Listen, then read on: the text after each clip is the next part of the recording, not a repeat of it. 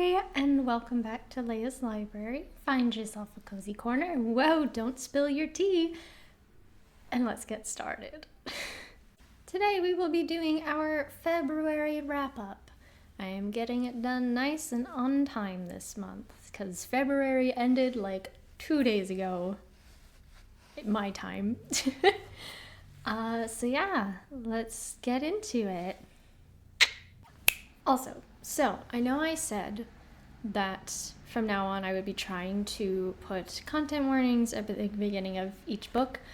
I don't think I'm still going to put content warnings, but I'm going to put them in the description. I'll still mention any really egregious ones, but I will be putting all of the content warnings in the description from now on. So that way if I talk about a book that you are interested in, you can just check to make sure that you will have an enjoyable reading experience throughout. All right, let's actually get into it. So the first book that I read in February was Foul Lady Fortune by Chloe Gong, which is a YA historical fiction it's a historical fiction with some mild fantasy elements. This is the sequel series to, the first book in the sequel series to the These Violent Delights duology. It follows one of the characters from that duology, Rosalind Lang. So after being brought back from the brink of death by a strange experiment, Rosalind has stopped sleeping and aging. She has also developed healing abilities, and all of these combine to make her the perfect assassin for the Chinese Nationalist Party. But when the Japanese Imperial Army begins its invasion march, Rosalind is paired up with another nationalist spy, Orion, to infiltrate their numbers and determine who is behind the strange killings that have been happening. In order to do so, Rosalind and Orion will have to propose as a married couple. So here's the thing. I quite liked These Violent Delights, the original duology, both of them. I liked the writing, I liked the characters, I thought the romance worked. Great. I was never fond of Rosalind. I wasn't even going to read this book until I heard a spoiler that made me want to read the sequel. And let me tell you, that is not a good enough reason to pick up a book, because this was a slog to get through. Let me be clear, I don't think it was bad, but this book was just not made for me. I was not its intended audience. I never would have picked this book up on my own, and that's fine. It just ended up being that I was equal parts bored and frustrated by the romance in this book because it just didn't make any sense to me. Rosalind is incredibly aggressive at every turn for no reason, which is even commented on by Orion, and yet he still falls for her for some reason. I don't know, I just didn't get it, and it was very annoying to me. If you're someone who likes C-dramas, I have heard that this reads very much like a C-drama, so maybe you'd like it. It also kind of reminds me of Spy Family, but without an Anya character. So it's like Spy Family without the only good thing about Spy Family. I did not enjoy Spy Family, which apparently is a hot take. Wow, my mic has been in the shot this whole time. How unprofessional. I am so sorry. Anyway, I gave Foul Lady Fortune a 3 out of 5 stars because I didn't think there was anything particularly wrong with it. It just wasn't a story that I enjoyed as a reader. Next up, I read The Bones of Ruin by Sarah Raughley, which is a YA historical fantasy. So it is about Iris, and Iris is an African tightrope dancer in Victorian London. So she's used to being perceived as strange by the leering British audiences, but Iris has two actually very strange secrets. She has no memory whatsoever of her past as of 10 years ago. So she can remember up to 10 years ago, but anything before that, she's got nothing. And she can't die. Wow, the parallels to Foul Lady Fortune, they just keep coming. Anyway, then Iris meets Adam Temple, a member of a mysterious order known as the Enlightenment Committee. Adam promises to give Iris the truth about who she is if she will agree to be his champion in the committee's Tournament of Freaks, a tournament designed to choose which member of the committee will have control over the new world once this world ends. So the plan for this month was to focus on books written by Black authors for Black History Month, but this was the only book that I placed on hold in the library that came in on time. So this is tragically the only Black author on today's list, which I'm very sorry about. I do make a point of trying to read diversely throughout the year, so it's not like I only read Black authors in February.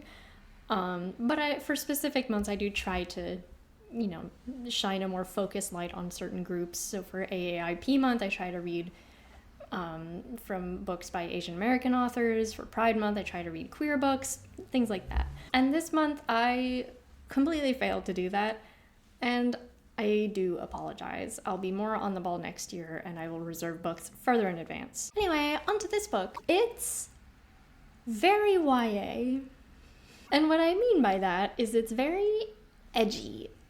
It's an edgy YA with blood and gore and disturbing sequences, and it sounds like something I would have written when I was 15, to be honest. But the thing that bothered me most is that there are 3 love interests.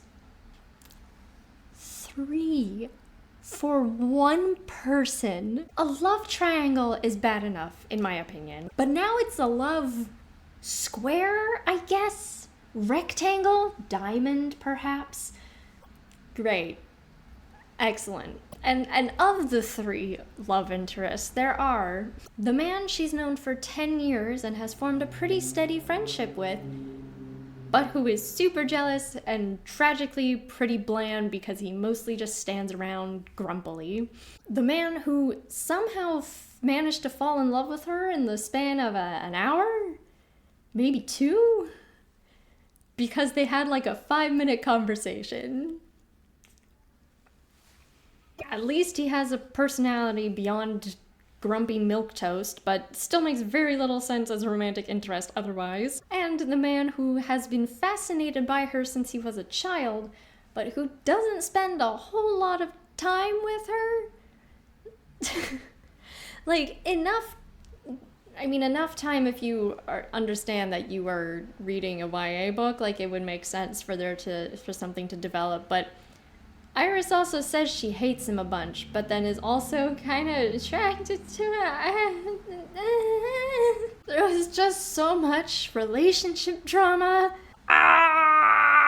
Like, her and 2 of the love interests, Grumpy Toast and Personality, they were literally mid-interrogation with somebody, and they started having a jealous lover spat in front of the person they're interrogating. Like, that's just embarrassing. Now is not the time for that.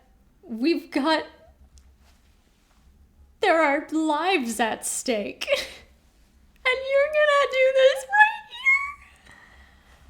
I got so much secondhand embarrassment from that. I almost stopped right there, which is sad because I was invested in finding out about Iris's past, which is why I pushed through. And I really liked her as a character, other than, outside of her flip-flopping between 3 different love interests, all of whom are men too.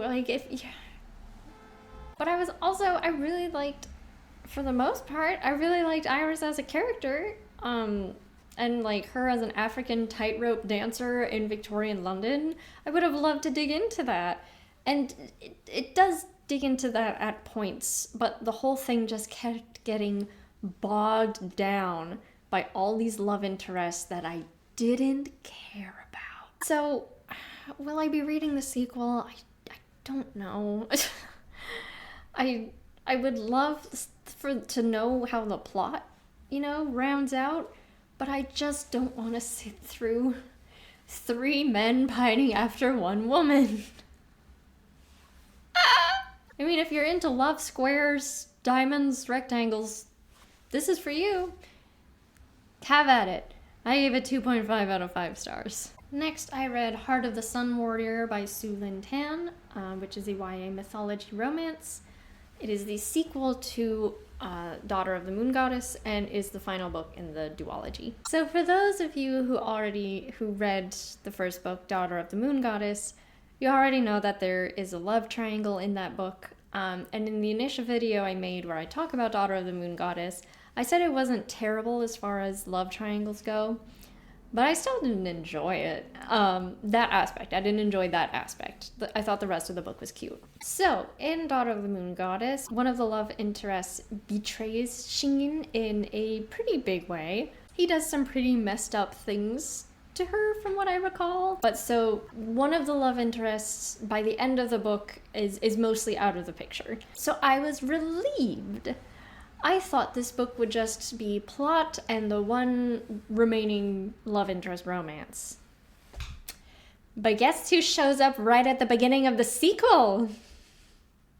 Yep! So there was even more love triangle BS than there was in the first one. Now, if you like love triangles, that's fine. No judgment here.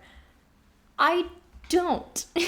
And the whole book just had our protagonist, Xingyin, who is otherwise very competent and likable, flip-flopping between these two love interests, while said love interests just acted insanely jealous and spiteful towards each other. And jealousy is another thing that I can't stand. Now, I'm going to get into some spoiler territory again because there is something really important that I want to bring up.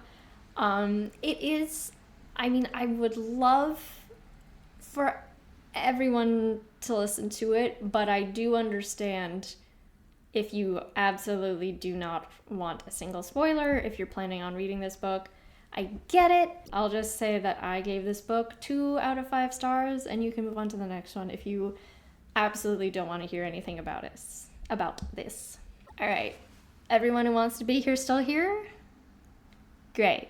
So Wenji, the betrayal love interest, comes back saying how sorry he is for all the betrayal and all the messed up things that he did to her, and he proclaims his genuine love for Xingyin, and ultimately, over the course of the book, Xingyin ends up choosing him.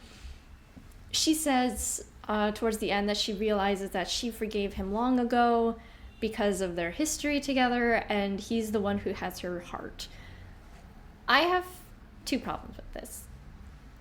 One, from what I remember of the first one, we did not see these two together too much. He was there a lot for the second half of the book, and we did see them do stuff, but there was a lot of other things going on at that time.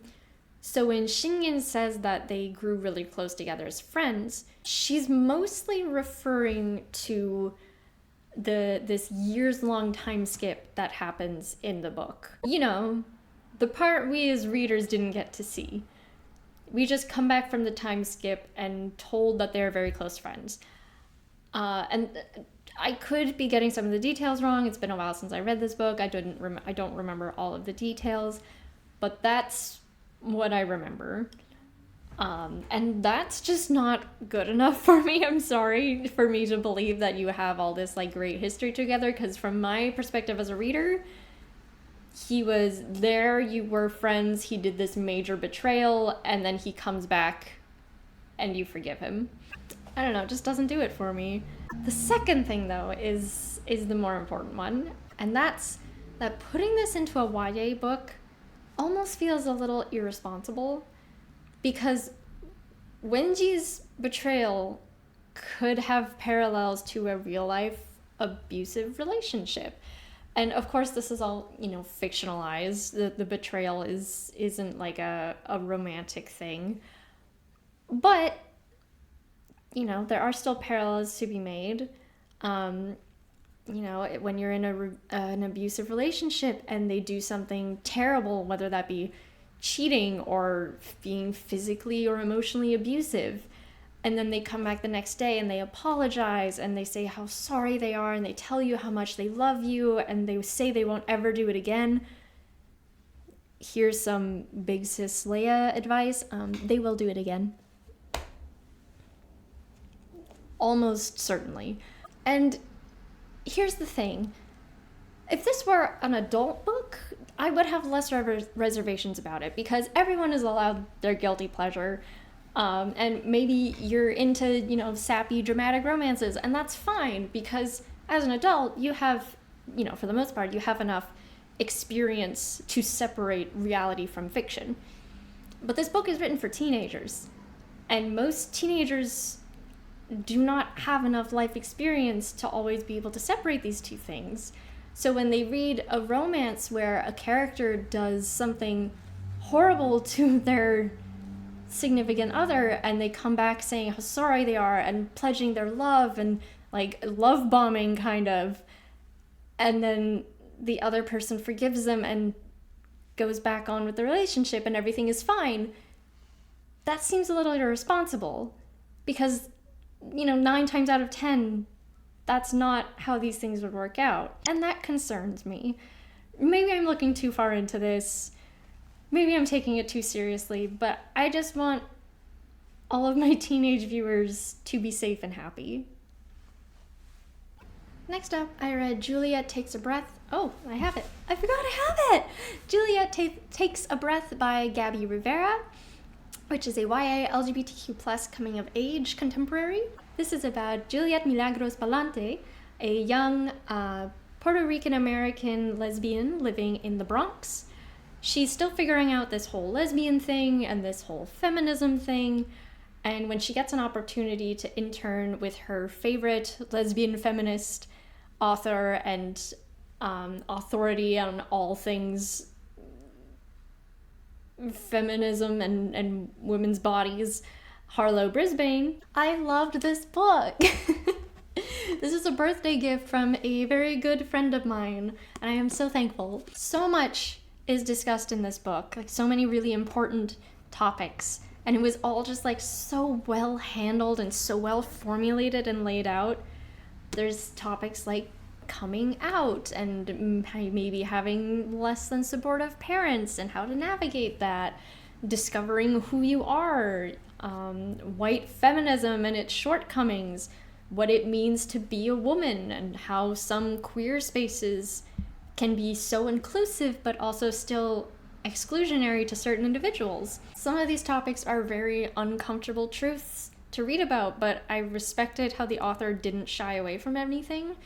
She was very blunt, and I love that we got to see Juliet learn all these things, and we got to see her grapple with some concepts that were very new to her, and it took her a minute to kind of figure out how she felt about them. Like, she's having this conversation where she says that she's a lesbian, she likes girls, she likes vaginas, and someone tells her, but not all girls have vaginas, like what if you really like a girl and she has a penis? And Juliet's like, oh, I hadn't thought about that. And then we get to see her think about it and come to her own conclusions. Like, it's just, this book just felt very human in watching somebody learn something new. This book is also incredibly diverse. Most of the characters are Latinx or Black. And the love interest is a biracial girl, white and Korean. Juliet is also a big girl, and she has asthma, which I rarely see protagonists with asthma, so that's cool. So all that to say, I think this book is excellent. I highly recommend it. I gave it 5 out of 5 stars, and I'm so glad I got to finish this month with this incredible... Next up, I read Olympus Volume 2 by Rachel Smythe. This is a continuation of the Olympus series. I really wanted to love this series. I really, really did. The last book left me traumatized for hours because it ended with an SA scene that didn't get any sort of denouement. But I blame that more on where they chose to end Volume 1 more than on the author. Like, I think the scene was well handled. It was just personally a lot for me in the way that it like very abruptly ended shortly after that. And I didn't have the second volume on hand, so I couldn't, read a little bit forward. And in that aspect, I'm pleased to say that there was some things that happened that kind of like, if I'd had volume 2 on hand, I don't think I would have been traumatized for hours.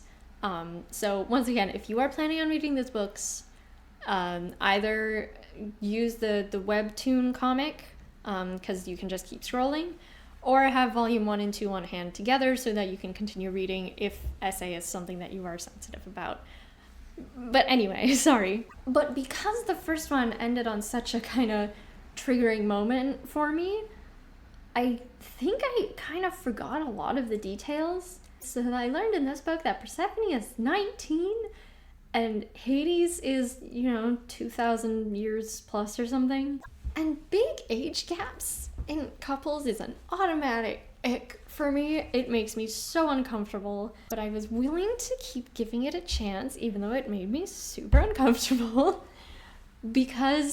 purely because in this situation, they are immortal gods and goddesses.